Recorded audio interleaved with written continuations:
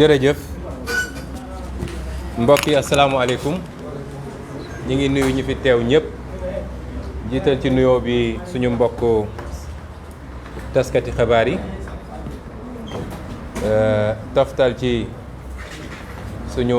àndandoo ci politique yi fi nekk ñëpp mënuma leen lim ndax macha allah bëri nañu waaye ñi fi nekk ñëpp xàmmee nañ ñoo ak ñoom depuis 2017 wala lu ko gën a sori sax di nuyu askanu Sénégal ñëpp ñi ñuy déglu ci direct bi moo xam ci internet wala ci rajo wala ci télé ñi ñuy déglu it ñi ñuy déglu ëllëg wala guddi parce que seen liggéey may leen ñu déglu ko léegi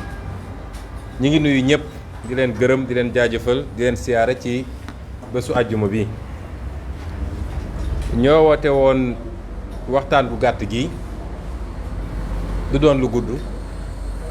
jagleel ko benn poñ bu ama am solo fii réew mi toll muy li ci ëpp jëm ci wàllu kaaraange réew mi kaaraange doomi réew mi muy loo xam ne mi ngi waaje jéggi dayoo ñu ne nag jot na kenn ku ne jël ci responsabilité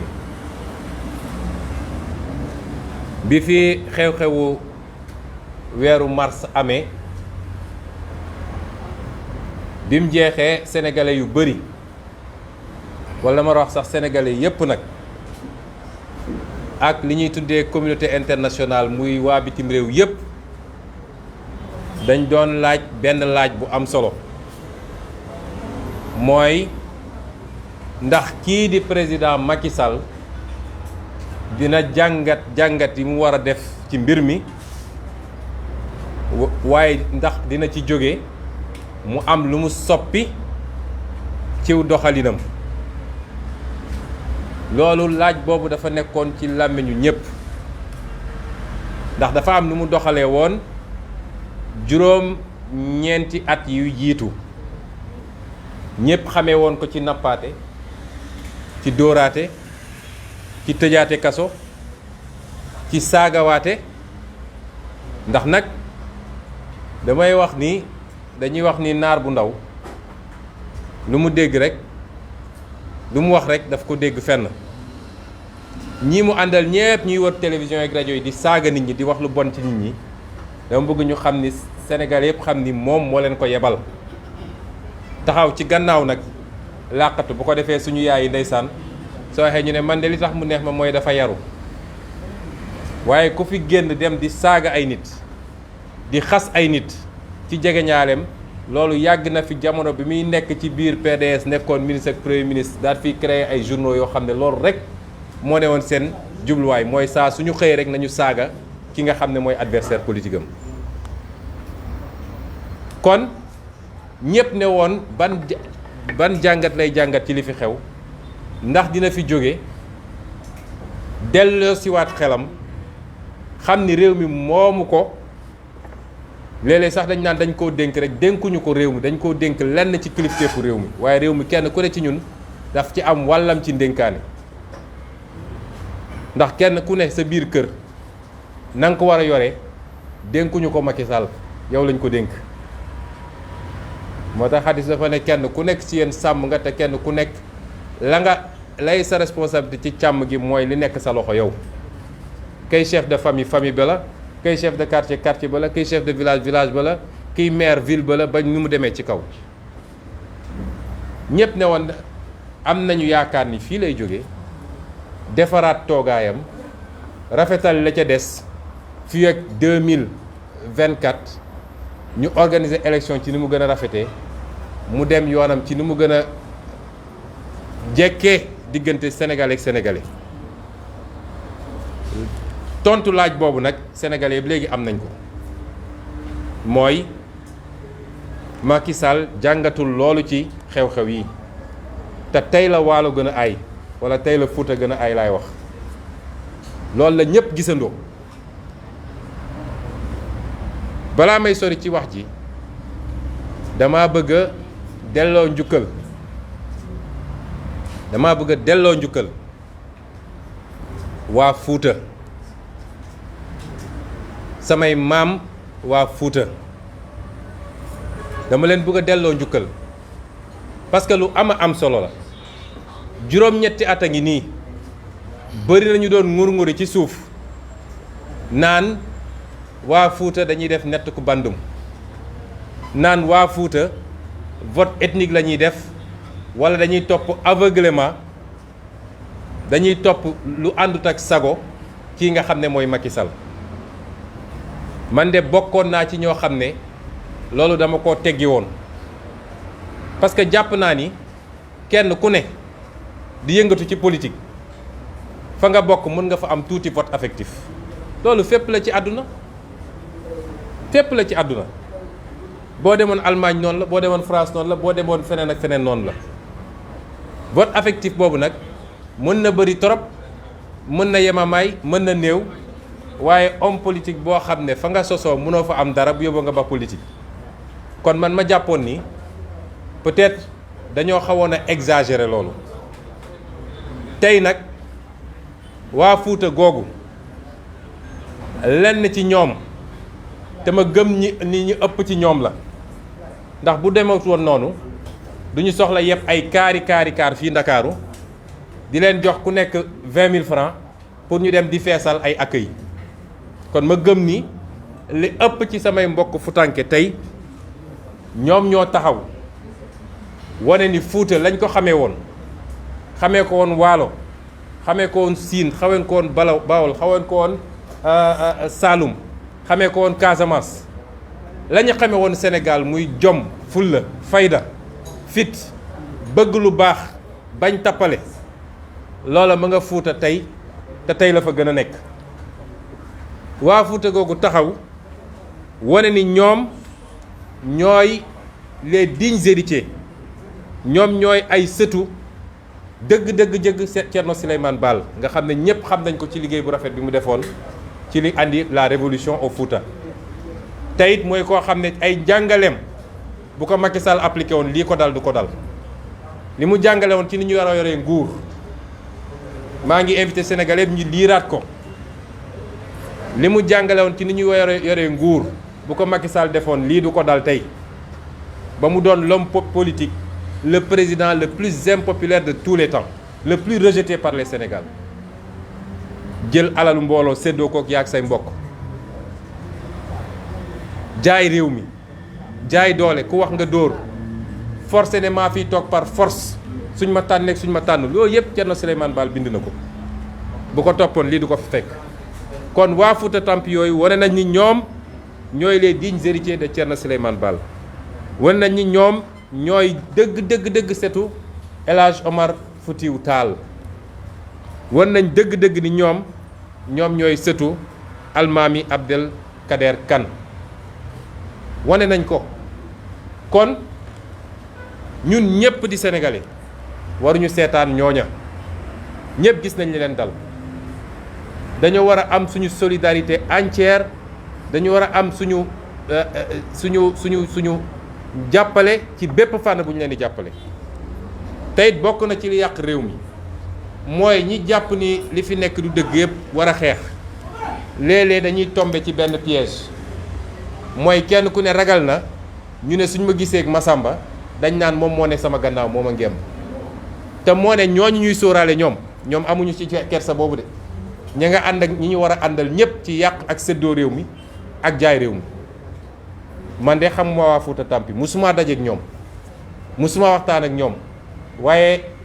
naw naa leen félicité naa leen te pare naa pour dajeek ñoom ba cëg mbir kàmm nag du lu may nëbb ngir intérêt réew mi di wax nag ni dañu lancé ñoom dañu confirmer bokk li nga xam ne lancé woon na déjà ci mois de mars bi mooy cette révolution populaire citoyenne républicaine boo xam ne dafa ne dootuñu bàyyi Macky Sall mu nekkee ci ni mu nekkee ci biir réew mi moo tax damay laaj dama naan concept bi ñu war a lancer sax tey mooy Sénégal Tampi du Fouta Tampi li xew Fouta moo xew Sénégal oriental moo xew Casamance moo xew Sine moo xew Saloum moo xew Bawol moo xew Ndakaaru Njaay gii na ñëpp jëlandoo Sénégal tampi buñ ko essayé soppi sax naan dañuy def beneen langue tampi bi la ñuy baax moo cay ne boo demee Casamance muy Casamance tampi boo demee Sénégal oriental muy Sénégal oriental tampi soo ñëwee Ndakaaru muy Ndakaaru tampi loolu mooy concept bu am solo boo xam ne dañ ko war a lancer ndax fépp a tampi ci réew mi université yi tampi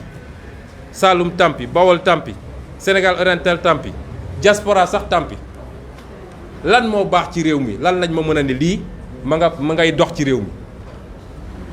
ba pare waa ji toog fi ne kenn du ko wax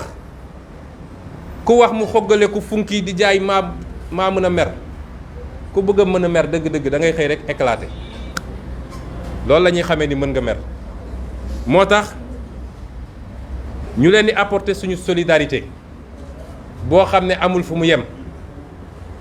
di ko apporter it président Bougane Gueye Dany mi nga xam ne attaqué nañ cortège am démb loolu dama koy wax waa opposition bi yëpp di ko wax sénégalais yëpp gis nga borom yar mu yor ab yatam ku sëqat mu dóor ku jàpp ni man mun naa toog sama coin parce que ñëwagul ci man këla lay dóor bu yóbboo nga xam ni su paree ci kooku ci yow la ñëw waratuñoo nangu kenn ci Sénégal ñu jaay ko doole xoqatal ko wala ñu ne moom Macky Sall am na sañ-sañu def ay activité am ak suñu alalu réew waaye keneen amul sañ-sañu def activité am fii ci réew mi loolu daf jeex na ci Sénégal li xew Fuuta nag ñun ñëpp a ko gisandoo defe naa su dee am na projection sax bu ñu mën a def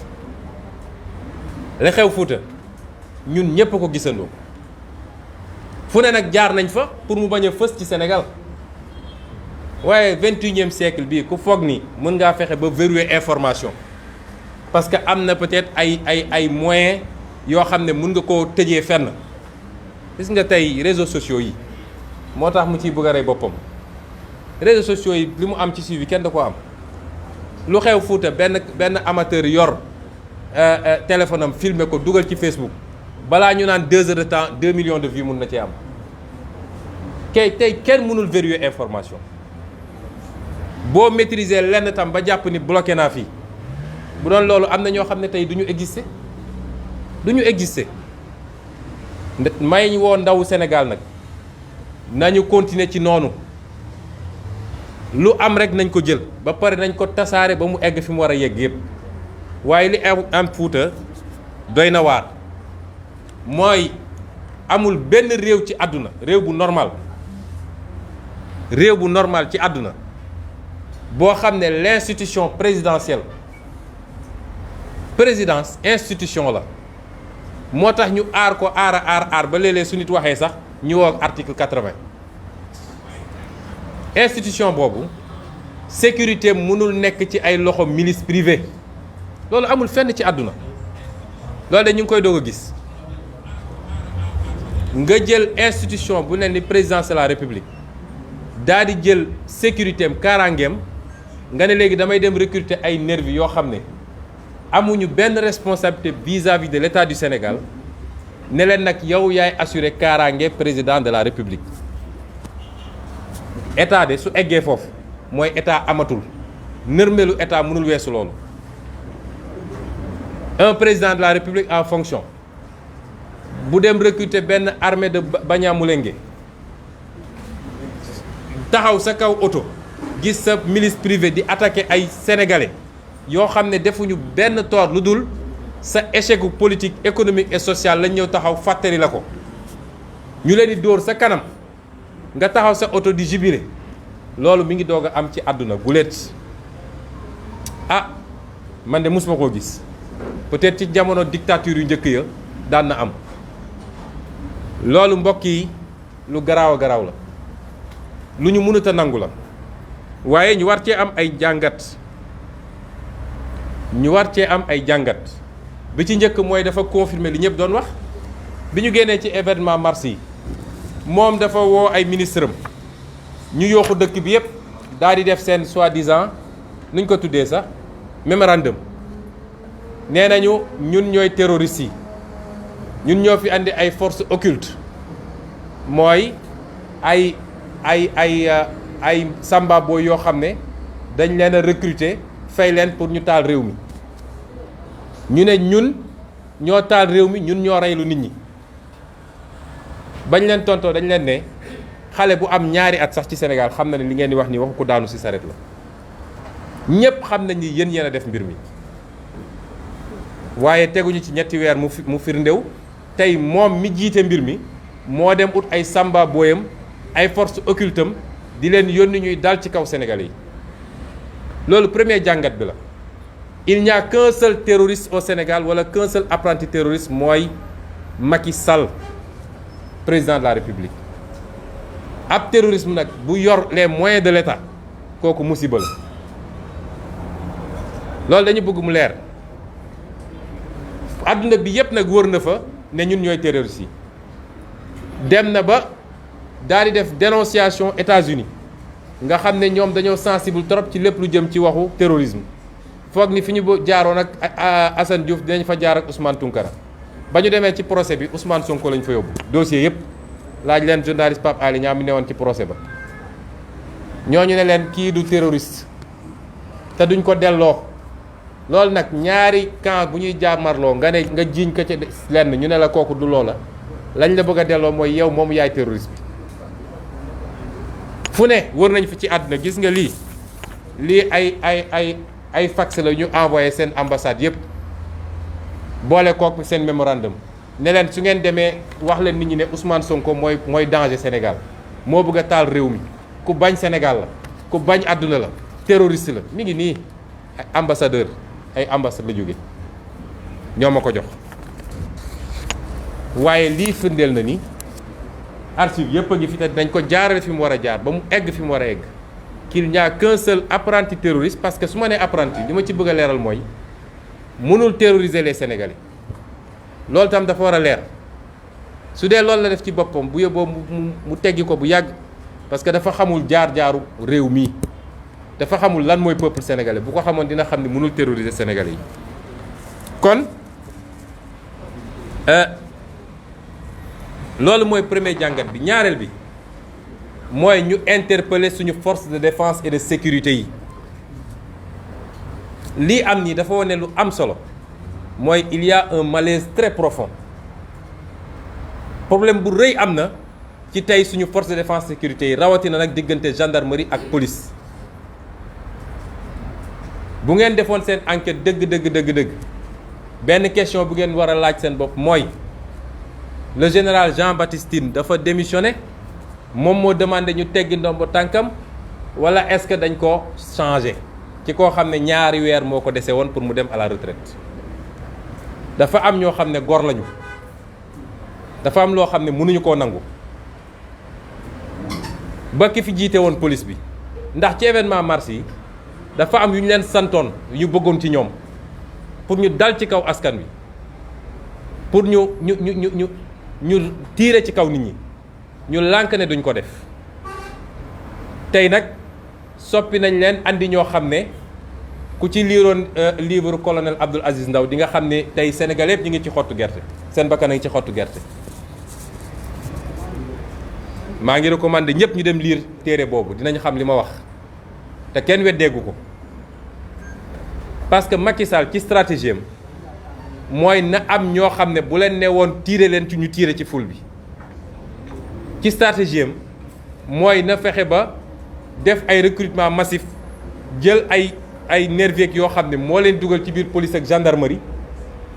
ñooñu doon ay criminels en puissance pour li nga xam ne les vrais policiers et les vrais gendarmes nga xam ne c'est des républicains duñ ko def ñooñu suñ ñëwee def ko sous couvert du monopole légitime de la violence dans une république loolu mooy stratégie Macky Sall te su ko mënul am ci ay nit ñoo xam ne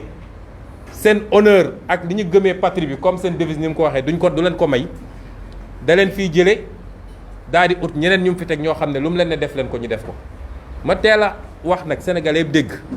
ñun duñu waxantu loolu de sénégalais xam nañ ko ci ñun tey loolu mooy stratégie Macky Sall kon ana suñu force de défense et de sécurité démb gis nañu ay vidéo yoo xam ne fële ci Ourossogui gi pratiquement nervi yi dañ doon xeex ak gendarme yi parce que ñooñu liñ leen sant mooy vous êtes là pour la sécurité du président vous n'êtes pas là pour dem di dóor ay nit yoo xam ne defuñu lu dul sol yére bu xonq ak wax ni président dëkk bi doxul ñu dem engagé ñoo xam ne loolu la ñu war a def à leur place. Le fait que le haut commandement de la gendarmerie ba démb nag ba démb ñi ko incarné woon di doon ay républicain joxe ordre boo xam ne arrangé wul Macky Sall ci ni mu bëggee ñu terroriser sénégalais yi loolu dañ ciy féliciter la gendarmerie dañ ko ciy féliciter waaye nag moo wax ni li ñuy xaar ci gendarmerie ëpp na loolu la ñuy xaar ci police ëpp na loolu liy responsabilité police ak gendarmerie mooy Samba Boy fu mu munti feeñe même su dee Macky Sall la àndal dañ ko war a jàpp désarmer ko présenter ko à la justice c'est ça qu'on attend de notre gendarmerie looloo tax ñu leen di fay suñu salaire Macky Sall fayu leen ñun ñoo leen di fay suñu lempo moo leen di fay te nag dañoo prêter serment ni dañuy servir le peuple sénégalais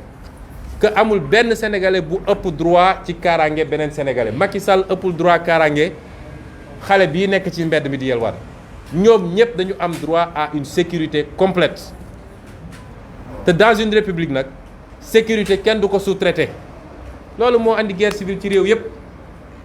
sécurité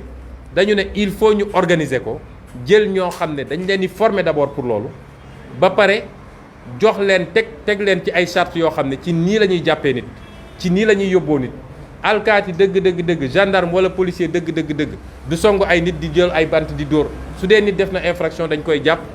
attesté ko yóbbu ko garde à vue présenté ko à un procureur ñu xam ni ñuy def donc loolu muy interpellation boo xam ne ñu ngi koy def à nos forces de sécurité et de défense vous êtes des citoyens comme tout le monde jugewu leen ci asamaan si daanu kenn ku ne ci ñun ci sa famille am nga ci frère wala sœur wala oncle wala cousin boo xam ne tey mi ngi sol tenue Sénégal nag ñoo ko bokk nañu rafetal mbir mi su ngeen deful loolu réew mi fu mu jëm du baax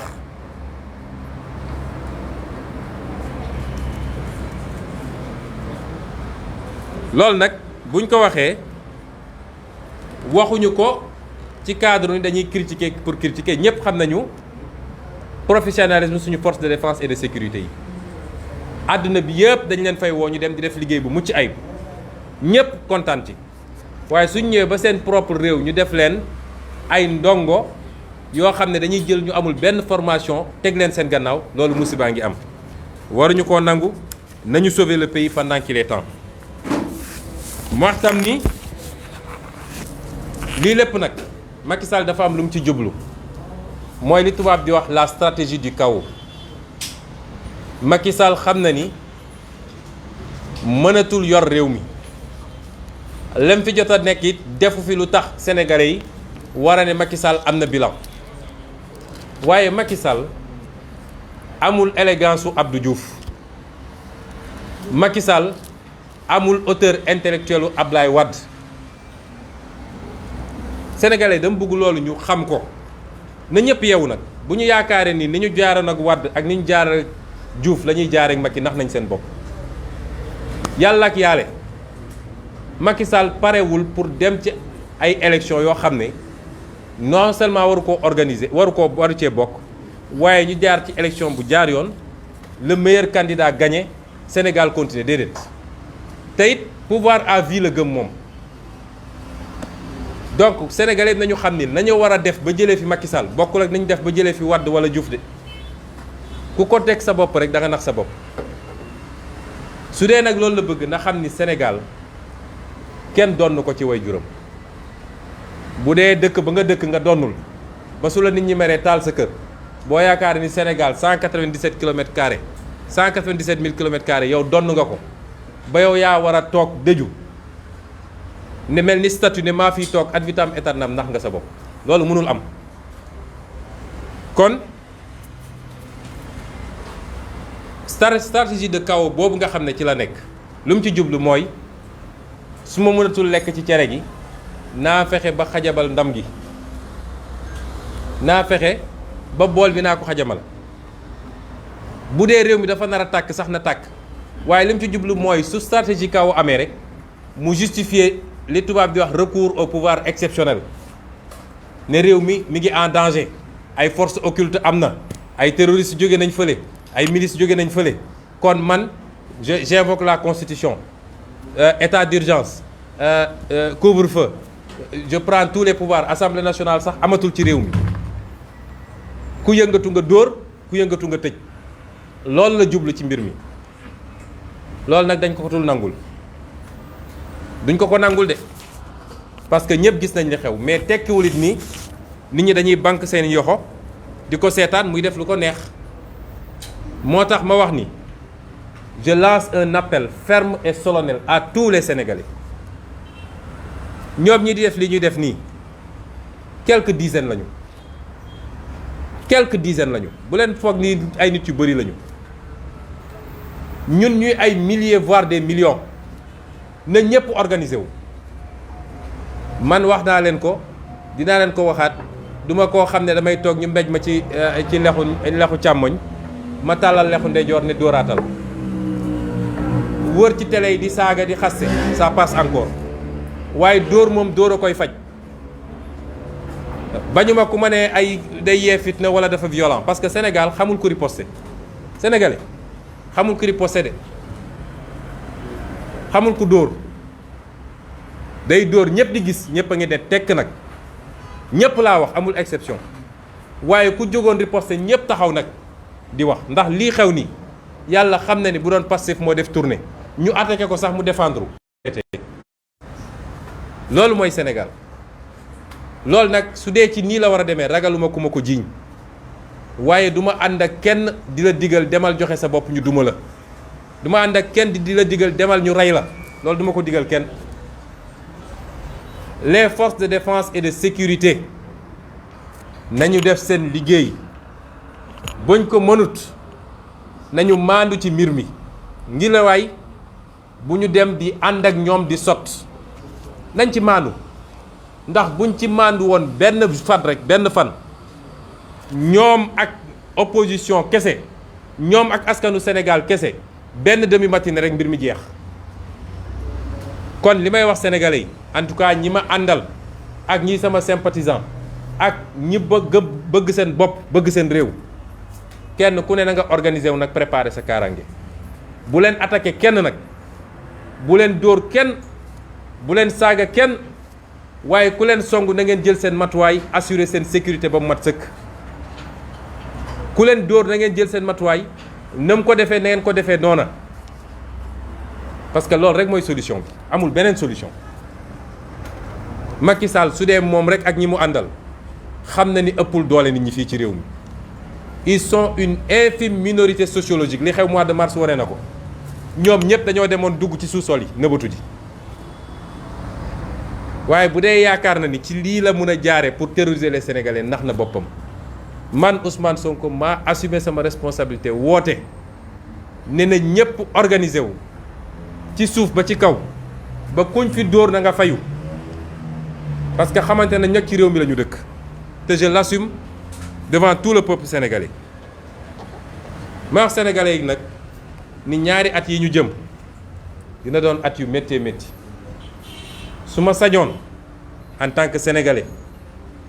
su ma sañoon ak cofeel gi ma am ci réew mi moo wax leen luy daal seen xel ne leen mbir mi dina baax mbir mi dina dox waaye malheureusement demewut noonu waa ji ñaari at yi di ñëw yépp politique la koy def talatul luy gérer réew mi talatu ko da koo mënul sax ndax amul capacité yi amul compétence bi amul gis-gis bi waaye comme jàpp na ni dafa war a toogaat ci réew mi ala kulli xaal na ñëpp xam ni ñaari at yi di ñëw politique lay xëye moom lay gonto moom lay fanaane su ma nee politique nag mooy yii muy wër di wax yoo xam ne dara amu ci lim fi diggee woon anamu lan la fi def su doon def na loola du dem tey Fuuta fi mu ne woon titre foncier la mu demee nii te feneen fu mu dem ci Sénégal noonu lay demee bu doon bi muy wër Sénégal yépp di def doxantoom yooyu yàq suñu xaalis suñu carburant naan day def conseil des ministres décentralisé milliards yi mu annoncé woon yépp bu doon def na ko ci gox yooyu tey du dem ci biir réew mi ñu koy yooxo lajj na ba fu lajj na yem koo xam ne nag juróom-ñetti at nga tële ku yaakaar ni ci ñaari at yi di ñëw mën na fi def lu tax ñu ne gongo da ngay nax sa bopp waaye comme moom ni mu tëlee ci nu ñuy defaree réew noonu la taqee ci lépp lu jëm ci politique nañu xam ni ñaari at yi di ñëw sénégalais bu jàpp ni dina yomb d'abord du yomb ci contexte politique bi parce que bu doon am na ay régulateurs yoo xam ne jox na leen ca rus na leen suñu waxee mu déglu leen kon mbir mi dina yomb mais loolu amul ci réew mi lii yëpp ñun ñu bëri dañuy interpeller nañu yéen a def erreur parce que bañ ko jekkoo ci mars nga xam ne bu ngeen bàyyi woon gone yi heure bi nekkatul président waroo leen woote ne teggi leen seen tànk ma tontu leen ne leen erreur amu ci réew boo ci nekkee séq kook ay pàcc bu nekk di ay kilifa ku nekk da nga koy jox cër te loolu taxoon ñu def li ñu def te rëccuwuñ ci dara waaye bu ñu doxee ba gis ni nag mbir mi benn boor la féete ñii mun nañu joxe cër ne d'accord nañu ñële ne ñun fu ñu jóg yëkkati suñu yat dóore yaram benn la kon am nañu suñu fulla gu mat sëkk ba jël suñu matuwaay ba ku ñu dóor ñu fajante kook yow